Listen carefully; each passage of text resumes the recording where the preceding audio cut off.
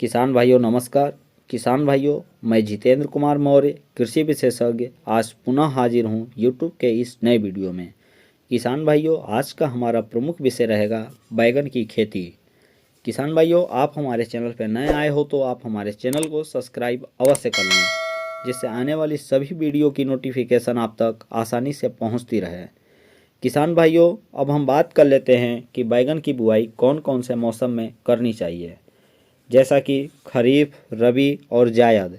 खरीफ के मौसम में 1 मई से 31 अगस्त के बीच बुआई अवश्य कर लेनी चाहिए। रबी के मौसम में 1 सितंबर से 30 नवंबर के बीच तथा जायद के मौसम में 1 जनवरी से 31 मार्च तक हम ये तीनों मौसम में बुआई आसानी से कर सकते हैं। किसान भाइयों, अभी तक आप हमारे चैनल को सब्सक्राइब नहीं किए हैं तो सब्सक्राइब अवश्य कर लें। चलिए किसान भाइयों, अब हम बात कर लेते हैं। हमने तो अभी बात कर लिया कि बैगन की बुआई कौन से मौसम में करें।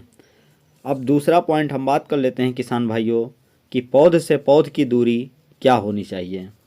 जब भी हम बैगन की बुआई करें तो इसमें प्रमुख रूप से हमें ध्यान देना होगा कि हमारे प्लांट टू प्लांट डिस्टेंस जो होना चाहिए, पौध से पौध की दूरी आपको लगभग 50 सेंटीमीटर और रो टू रो डिस्टेंस यानी कालम से कालम की दूरी लगभग 110 सेंटीमीटर रखनी होगी। ये प्रमुख रूप से किसान भाइयों आपको ध्यान देना है।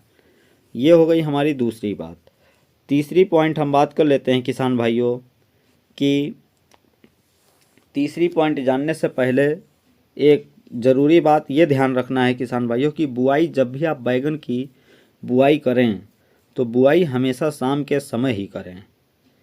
और तीसरा ज़रूरी बात यह है किसान भाइयों कि हम उर्वरक और खाद का प्रबंधन किन प्रकार से करें।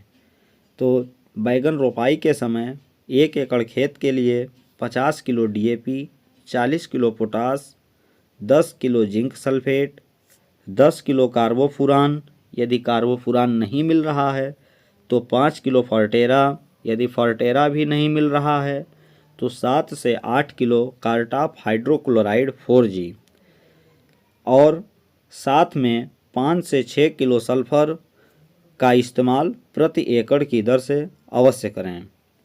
किसान भाइयों, जैसा कि हम सभी जानते हैं कि बैगन के फसल में हमारे 2 मेजर इंसेक्ट होते हैं जो बहुत ही प्रचलित होते हैं, और किसान भाइयों इन्हीं 2 इंसेक्ट का सामना शुरू से लेकर अंत तक करते हैं। तो हम बात करेंगे किसान भाइयों कि हमें किन किन चीज़ों को ध्यान देना चाहिए जिससे बैगन में जो 2 मेजर इंसेक्ट लगते हैं, जैसा कि एक होता है तना छेदक और दूसरा होता है फल छेदक। इन दोनों कीटों से हम कैसे बच सकते हैं, किन किन तरीकों का अपनाव करके हम बीज बुआई के समय ही उन तरीकों को अगर हम अपना लेते हैं तो हमारा इन 2 कीटों से सुरक्षित हो जाएगा। जिसमें प्रमुख रूप से एक होता है किसान भाई तना छेदक, जिसको हम स्टेम बोरर के नाम से जानते हैं। स्क्रीन पे शो हो रहा होगा किसान भाई। स्क्रीन में आप देख रहे हैं ये कीट जो होता है तनों में घुसकर बैगन को क्षतिग्रस्त कर देते हैं।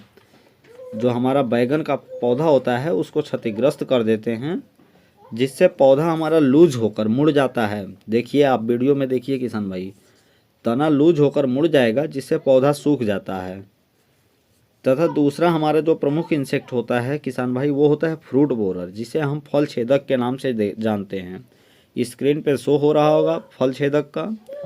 किसान भाइयों, ये कीट जो होता है ये हमारे फलों में गोल छेद कर देते हैं, जिससे फल अंदर से ही सड़ जाता है।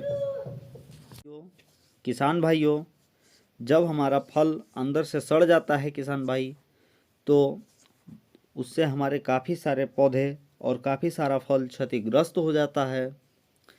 तो इन्हीं सब बातों पे हम बात करेंगे किसान भाई। जब भी आप पौध की बुआई कर रहे हैं, जब भी आप बैगन की बुआई कर रहे हैं किसान भाई, जैसा कि आप जानते ही हैं, अगर हमारे फलों में यदि फ्रूट बोरर इंसेक्ट लग जा रहा है यानी फली छेदक कीट लग जा रहा है किसान भाई, यदि हमारे फल को छेदने वाला कीट लग जा रहा है, इससे 40 से 45% हानि हमारे फसल को ज़रूर पहुंचती है।